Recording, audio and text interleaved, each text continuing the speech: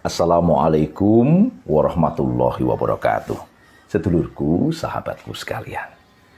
Terkait dengan pelegalan investasi minuman keras miras atau legalisasi investasi minuman beralkohol minol, ini sebenarnya, catat secara khusus, ini sebenarnya telah legal sejak diketuk palunya Undang-Undang Omnibus Law Cipta Investasi nomor 11 tahun 2020.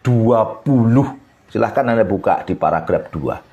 Pasal 77. Di sana disebutkan ada 6 bidang saja yang tertutup investasi. Artinya masuk daftar investasi negatif. Undang-undang sebelumnya menyebutkan 20 bidang yang tertutup investasi. Artinya ada 14 bidang yang sudah dikeluarkan lewat Undang-Undang Omnibus Law ini dari daftar investasi negatif. Artinya 14 bidang itu terbuka lebar-lebar dan legal untuk masuknya investasi dan penanaman modal. 2 diantaranya adalah industri minuman keras mengandung alkohol dan industri minuman mengandung alkohol (2) anggur. Ini sangat jelas. Anda silahkan buka di sana. Ya. Oleh karena itu, legalisasi investasi miras ini, DPR bertanggung jawab besar. Legislatif negeri ini bertanggung jawab besar terkait dengan masalah ini. Dan karena Undang-Undang Omnibus Law ini adalah inisiatif dari pemerintah, maka Saudara Jokowi dan Ma'ruf Amin bertanggung jawab terkait dengan pelegalan investasi minuman keras. Tambah lagi, kemudian Jokowi mengeluarkan Perpres nomor 10 tahun 2021 tentang bidang usaha penanaman modal yang sudah sangat clear di sana bahwa industri minuman mengandung alkohol, minuman keras itu legal di negeri ini. Walaupun katanya ini hanya untuk beberapa wilayah syaratnya, yaitu Bali, Nusa Tenggara Timur, Sulawesi Utara, dan Papua. Kalau ini terjadi di sana, siapa yang bertanggung jawab bahwa peredarannya nggak ada di seluruh Indonesia? Siapa yang bertanggung jawab nanti kriminalitas meningkat di seluruh Indonesia dipicu oleh minuman keras yang beredar dari 4 wilayah ini? Siapa yang tanggung jawab? Makanya wajar terkait dengan masalah ini, saudara-saudara kita di Papua langsung menolaknya.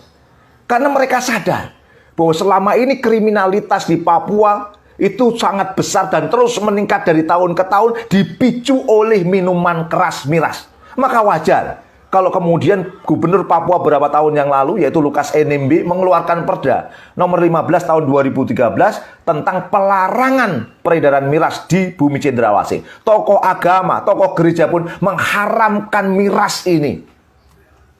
Terus kemudian, kalau mengatakan bahwa Papua itu kearifan lokalnya, budayanya miras, siapa? Pasti Papua nggak akan terima. Sulawesi Utara mencatat, Polri mencatat 70% kriminalitas di Sulawesi Utara dipicu oleh miras. Clear di sini. Hari kemarin keluar tweet dari salah seorang saudara kita di Minahasa dengan iman Katolik, katanya, kalau ada orang mengatakan bahwa budaya Minahasa itu adalah miras, maka kacau pikiran orang itu. Jadi saudaraku sekalian, sangat jelas bahwa kriminalitas yang banyak terjadi hari ini, kekacauan yang banyak terjadi hari ini dipicu oleh minuman keras. Maka wajar kemudian bila Rasulullah Shallallahu Alaihi Wasallam pernah menyampaikan, pernah menyebutkan bahwa khamr itu sebagai umul khobaits, induk dari segala kejahatan. Sekarang pertanyaannya, apa pentingnya investasi bila kriminalitas terus meningkat di tengah-tengah kita? Haram hukumnya miras itu di seluruh tempat, karena itu adalah sumber kejahatan. Dan semua agama juga mengharamkannya. Sekarang pakai nama apa kemudian rezim negeri ini melegalkannya? Minuman keras, minuman beralkohol, tidak sekedar peminumnya yang dilaknat. Ada 10 golongan, kata Rasulullah SAW, yang dilaknat terkait dengan minuman keras ini atau khamr ini. 1 pemerasnya, 2 yang diminta diperaskan, 3 peminumnya, 4 pengantarnya, 5 yang diminta diantarkan komer, kemudian 6 penuangnya, 7 penjualnya, 8 yang menikmati harganya, 9 pembelinya, 10 yang diminta dibelikan. Hadis riwayat At-Tirmizi. Kalau hari ini ada orang mengatakan dirinya ulama, mengatakan dirinya paham agama, kemudian menyetujui legalisasi minuman keras, legalisasi investasi miras, maka itu hanya mencari-cari dalih, mencari-cari pembenaran saja. Haram hukumnya miras itu.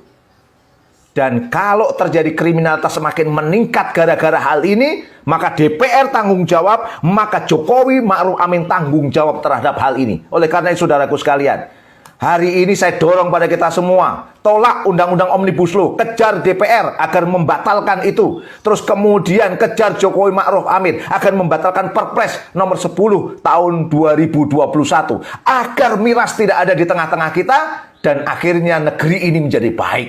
Allahu Akbar.